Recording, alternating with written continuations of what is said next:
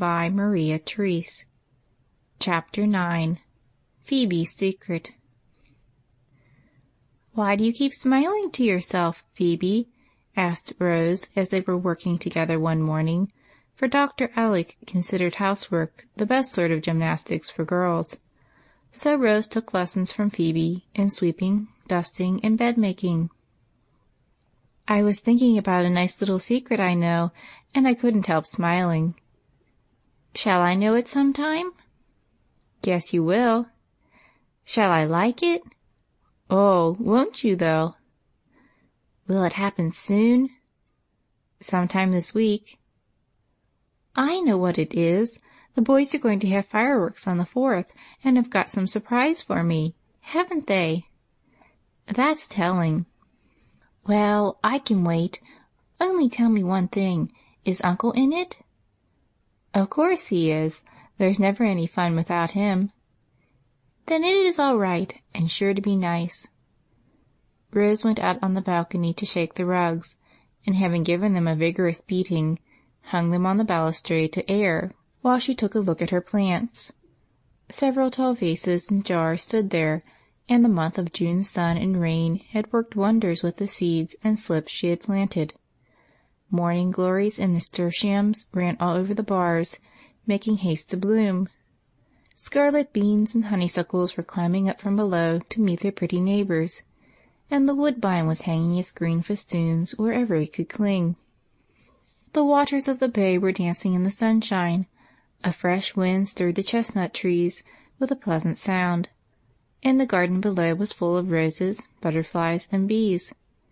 A great chirping and twittering went on among the birds, busy with their summer housekeeping, and far away the white-winged gulls were dipping and diving in the sea, where ships, like larger birds, went sailing to and fro. "Oh, Phoebe, it's such a lovely day. I do wish your fine secret were going to happen right away. I feel just like having a good time, don't you?" said Rose, waving her arms as if she were going to fly. "I often feel that way, but I have to wait for my good times, and don't stop working to wish for 'em. There now, you can finish as soon as the dust settles. I must go do my stairs." And Phoebe trudged away with the broom, singing as she went. Rose leaned where she was and fell to thinking how many good times she had had lately, for the gardening had prospered well, and she was learning to swim and row, and there were drives and walks and quiet hours of reading and talk with Uncle Alec, and, best of all, the old pain and ennui seldom troubled her now. She could work and play all day, sleep sweetly all night, and enjoy life with the zest of a healthy, happy child. She was far from being as strong and hearty as Phoebe, but she was getting on. The once pale cheeks had color in them now, the hands were growing plump and brown, and the belt was not much too loose. No one talked to her about her health, and she forgot that she had no constitution. She took no medicine but Dr. Alec's 3 great remedies, and they seemed to suit her excellently.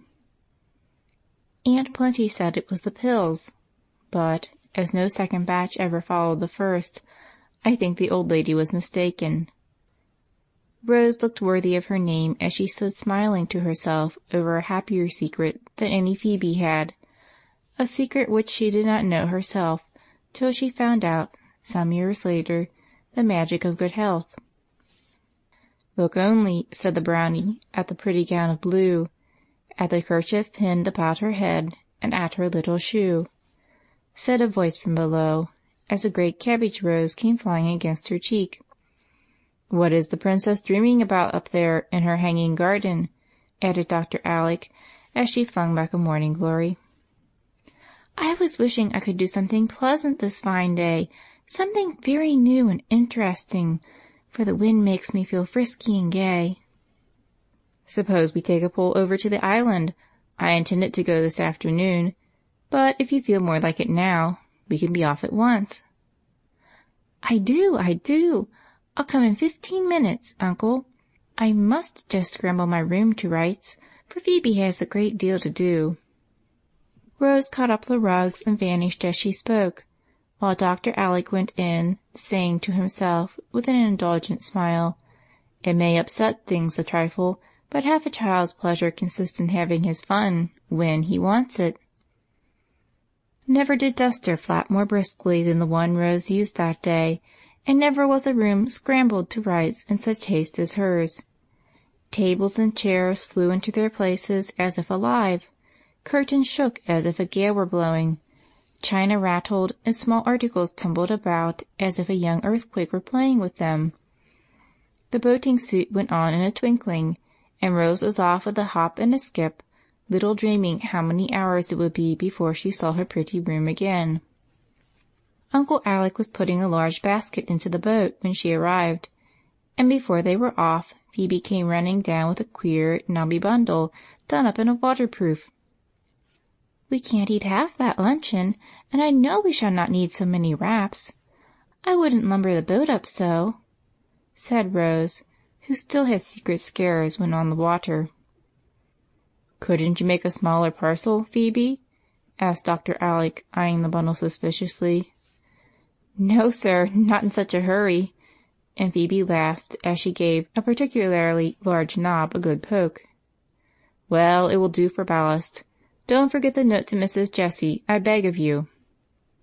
"No, sir, I'll send it right off," and Phoebe ran up the bank as if she had wings to her feet. "We'll take a look at the lighthouse first, for you have not been there yet, and it is worth seeing. By the time we have done that it will be pretty warm, and we will have lunch under the trees on the island." Rose was ready for anything, and enjoyed her visit to the lighthouse on the point very much, especially climbing up the narrow stairs and going inside the great lantern. They made a long stay, for Dr. Alec seemed in no hurry to go, and kept looking through his spyglass as if he expected to discover something remarkable on sea or land. It was past 12 before they reached the island, and Rose was ready for her lunch long before she got it. "Now this is lovely. I do wish the boys were here. Won't it be nice to have them with us all their vacation? Why, it begins today, doesn't it?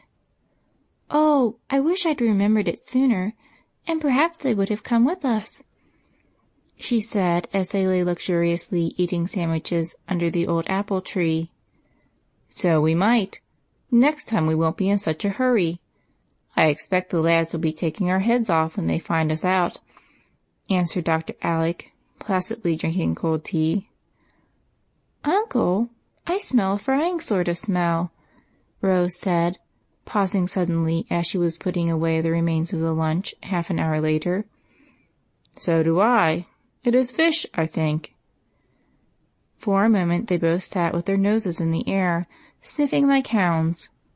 Then Dr. Alec sprang up, saying with great decision, "Now, this won't do. No one is permitted on this island without asking leave. I must see who dares to fry fish on my private property." Taking the basket on one arm and the bundle on the other, he strode away toward the traitorous smell, looking as fierce as a lion, while Rose marched bravely along under her umbrella. "We are Robinson Crusoe and his man Friday, going to see if the savages have come," she said presently, for her fancy was full of the dear old stories that all children love so well. "And there they are, 2 tents and 2 boats, as I live. These rascals mean to enjoy themselves, that's evident." "There ought to be more boats and no tents. I wonder where the prisoners are." "There are traces of them," and Dr. Alec pointed to the heads and tails of fishes strewn on the grass. "And there are more," said Rose, laughing, as she pointed to a scarlet heap of what looked like lobsters. "The savages are probably eating their victims now. Don't you hear the knives rattle in that tent?" "We ought to creep up and peep. Crusoe was cautious, you know, and Friday scared out of his wits," added Rose, still keeping up the joke. "But this Crusoe is going to pounce upon them, regardless of consequences. If I am killed and eaten, you seize the basket and run for the boat. There are provisions enough for your voyage home." With that, Uncle Alec slipped round to the front of the tent, and casting in the big bundle like a bombshell, roared out in a voice of thunder, "Pirates, surrender!" A crash, a shout, a laugh, and out came the savages, brandishing knives and forks, chicken bones and tin mugs, and all fell upon the intruder, pummeling him unmercifully, as they cried, "You came too soon! We're not half ready! You spoiled it all! Where is Rose?" "Here I am," answered a half-stifled voice, and Rose was discovered sitting on the pile of red flannel bathing clothes, which she had mistaken for lobsters, and where she had fallen in a fit of merriment when she discovered that the cannibals were her merry cousins. "You good-for-nothing boys! You are always bursting out upon me in some ridiculous way, and I always get taken in because I'm not used to such pranks. Uncle is as bad as the rest.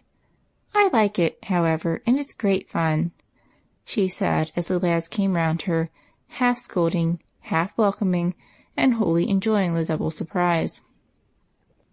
"You were not to come till afternoon, and Mamma was to be here to receive you. Everything is in a mess now, except your tent. We got that in order the first thing, and you can sit there and see us work," said Archie, doing the honors as usual.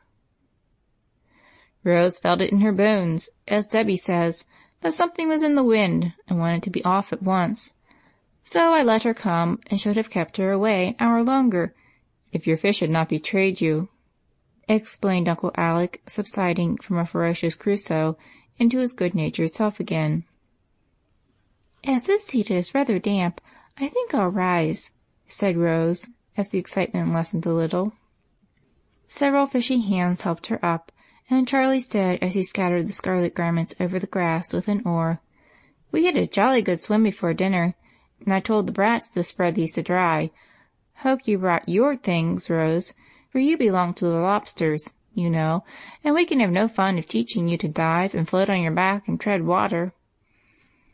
"I didn't bring anything," began Rose, but was interrupted by the brats, otherwise Will and Geordie, who appeared bearing the big bundle, so much demoralized by its fall that a red flannel tunic trailed out at one end and a little blue dressing-gown at the other, while the knobs proved to be a toilet case, rubbers, and a silver mug.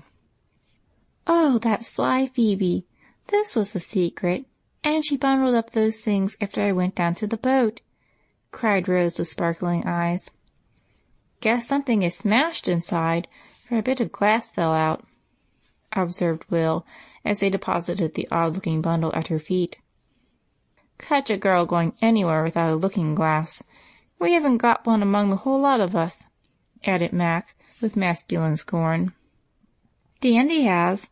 I caught him touching up his wig behind the trees after our swim," cut in Geordie, wagging a derisive finger at Steve, who promptly silenced him by a smart rap on the head with the drumstick he had just polished off. "Come, come, you lazy lubbers, fall to work, or we shall not be ready for Mamma.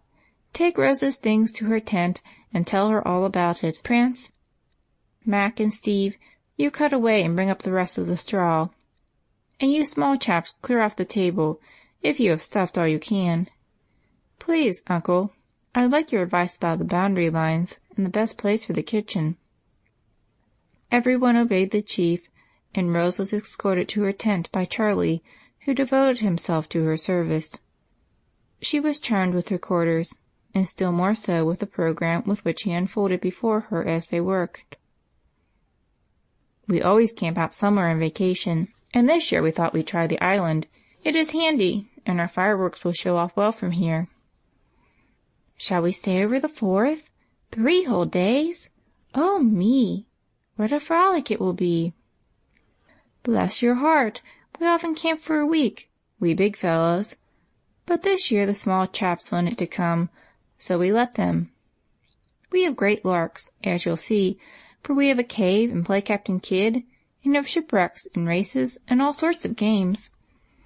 Arch and I are rather past that kind of thing now, but we do it to please the children," added Charlie with a sudden recollection of his 16 years. "I had no idea boys had such good times.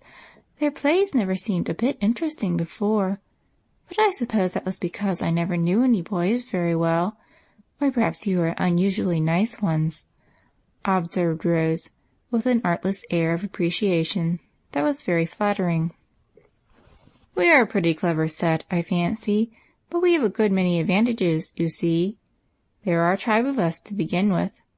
Then our family has been here for ages, and we have plenty of spondulics, so we can rather lord it over the other fellows and do as we like. There, ma'am, you can hang your smashed glass on that nail and do up your back hair as fine as you please. You can have a blue blanket or a red one, and a straw pillow or an air cushion for your head, whichever you like.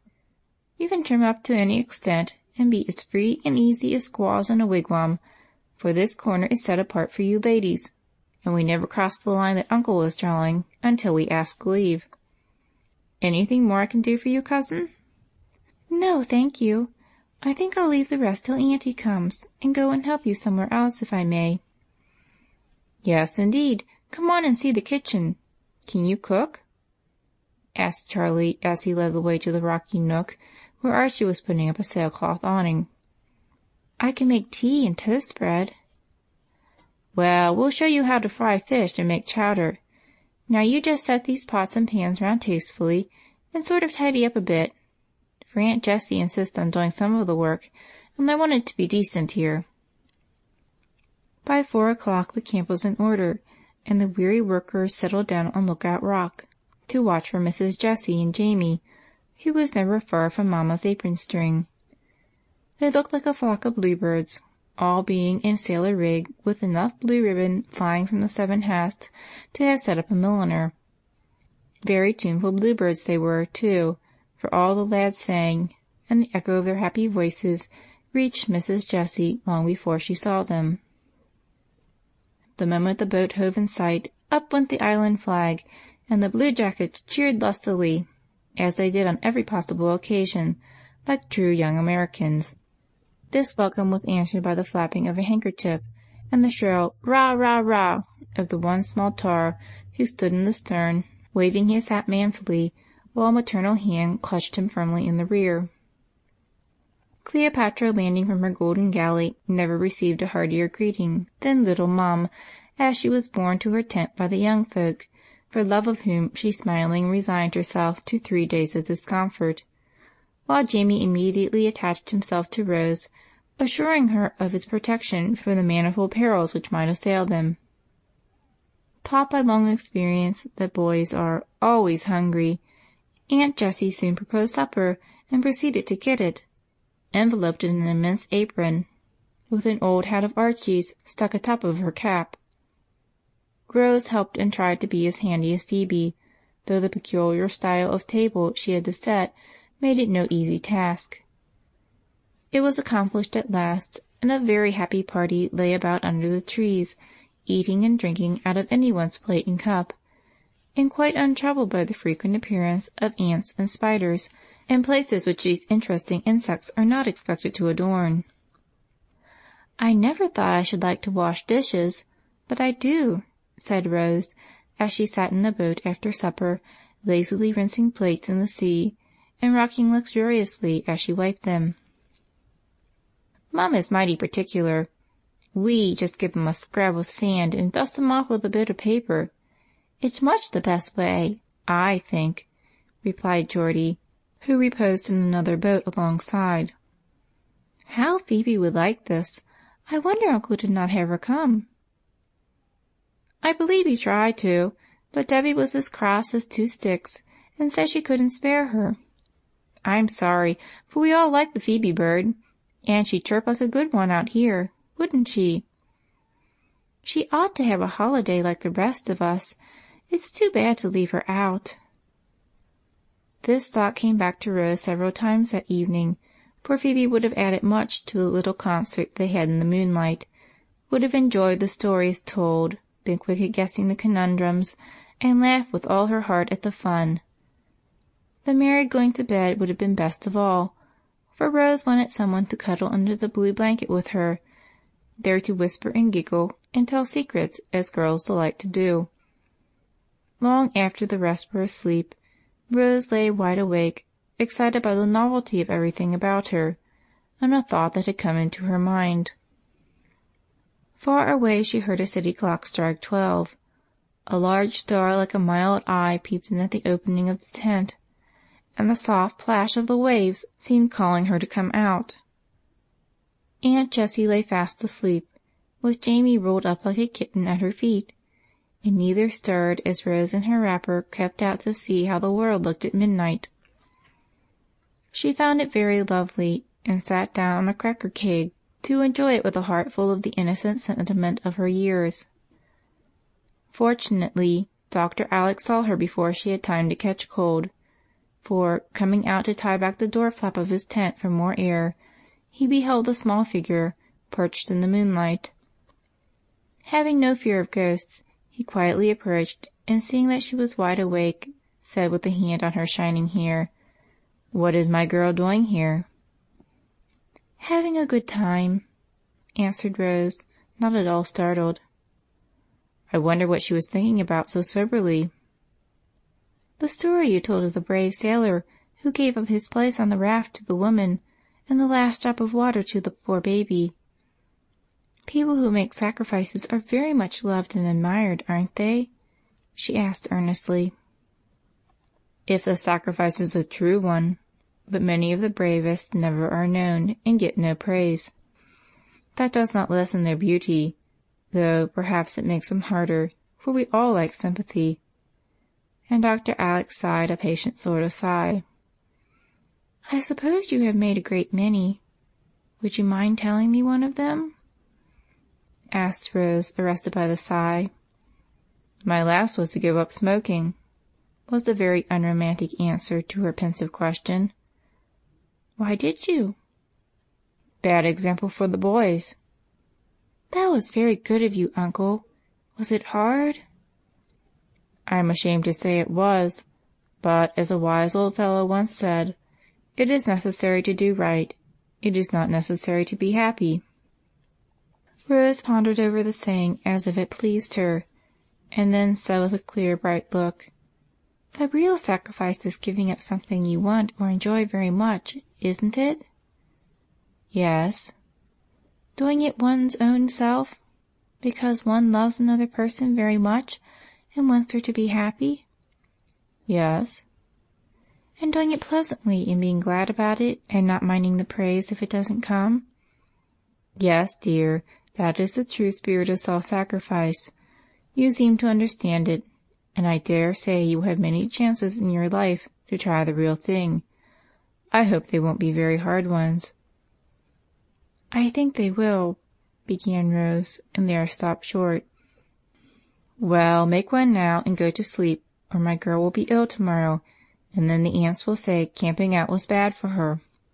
"I'll go. Good night."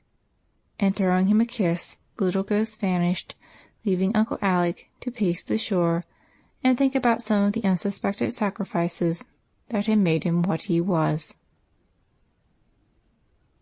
End of Chapter 9. Recording by Maria Therese.